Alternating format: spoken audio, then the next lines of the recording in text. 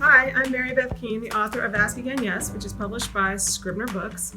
And Simon & Schuster has asked me to give a virtual tour of my bookshelves. Since we're all at home, I hope that a lot of you are reading a lot more like I am. And one of the things that's happened for me in this time, because libraries are closed and so many bookstores are closed, I've lent out a lot of my books. So there are a lot of spaces on my bookshelves that weren't there a few weeks ago. But anyway, so this is my living room, and this is my assistant. Hello. That's Emmett. He likes to read too. And upstairs in my living room, I don't really read here that often. It's not the most comfortable place in the house, but I read here sometimes. I'm not really precious about where I read. I'll read anywhere.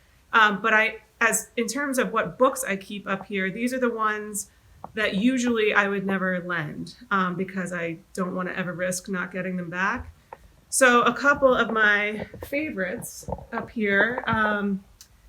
This book, Island by Alistair MacLeod, was one of the books that had a huge influence on me when I was younger, especially in my 20s when I was writing a lot of short stories and I was interested in subjects that I felt like a lot of maybe other people weren't that interested in.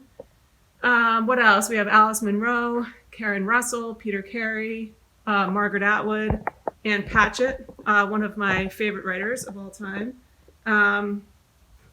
We have 12 Miles Straight by Eleanor Henderson, another Emma Donoghue, Three Women. So it's a mixture. Oh, that's the other thing I should tell you. I don't really organize my bookshelves in any way. That seems upsetting to some people, but I kind of stick them in the places that make the most sense to me, like easy access versus maybe a book that I know that I won't go back to for a while. It all makes sense in my head, but to no one else.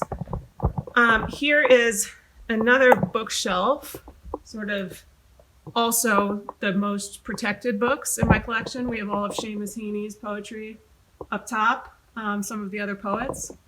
I don't know if you can see. This is probably the book I read most when I'm starting a writing day. But like I said, I have more spaces now in shelves like this. There are all these gaps because I've gone around town and Lysoled my books and left them in mailboxes for friends and family who need something to read, and I better see those books back. So my assistant and I are going to bring you down to my office where I have a bunch of others. Okay, so this is my office. This is where I work. That's my husband. That's me on The Tonight Show. Can you see that? Yep. And these are my shelves. So here, these are also books that I love. If I don't love a book, I'll just get rid of it pretty quickly because I don't want to take up too much space in my house. I don't have a lot of bookshelf space. I have like piles all over the place. You're obviously only seeing the neat parts of life here. But what do I have? I have all of Elena Ferrante's books down here. More Eleanor Henderson, more Alice Munro. Some of my favorite books of this year. This is Disappearing Earth by Julia Phillips, which I bought at R.J. Julia, an independent bookstore in Madison, Connecticut, while I was there doing a reading of my own. More Emma Donoghue. This is another book that I really loved this year, Inland by Thea Obrecht. Let's see, Laura Groff, a couple of my books. Some books that are coming out soon. These are ARCs, but Valentine, I think it's actually out now. I get confused about when pub dates are. Sorry. This one I think is really kind of fitting for right now, since she stays inside her apartment for a year. She has a lot of drugs, which we probably don't have when we're home in isolation, but it's a great book. And then some others, you can see it's sort of, again, like the gaps. Normally all of this is filled in, and then there's like piles of books shoved in between and all up here. And like I said, I just keep giving them away. Books that I want to read coming up, and that I'm hoping I have more time to read since we're all stuck at home for a little bit longer, is this, The Night Watchman. This is actually up next. I bought this at a bookstore called Books and Greetings in Northville, New Jersey. This, I think I also bought at Books and Greetings in New Jersey. And then these two, They're There by Tommy Orange and American Marriage, I bought at Bookends in Ridgewood, New Jersey. And Weather I also got at Books and Greetings.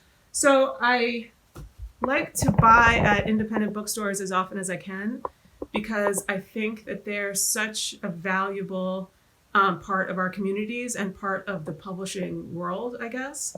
At a time when we're sort of anxious about publishers getting bigger and power within corporations, Amazon's getting bigger and bigger, I think the independents are a way to sort of combat a few voices making decisions for all. And some of the independent bookstores have really drawn attention to books that probably wouldn't otherwise get a lot of attention.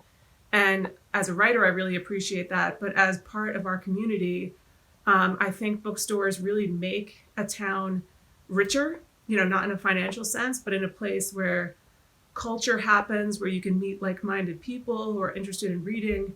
And I guess it's a place, an independent bookstore is a place where it's obvious that people still value writing as a form of communication. Anyway, thank you very much for taking this virtual tour, and I hope that you are all well. See you soon. Bye.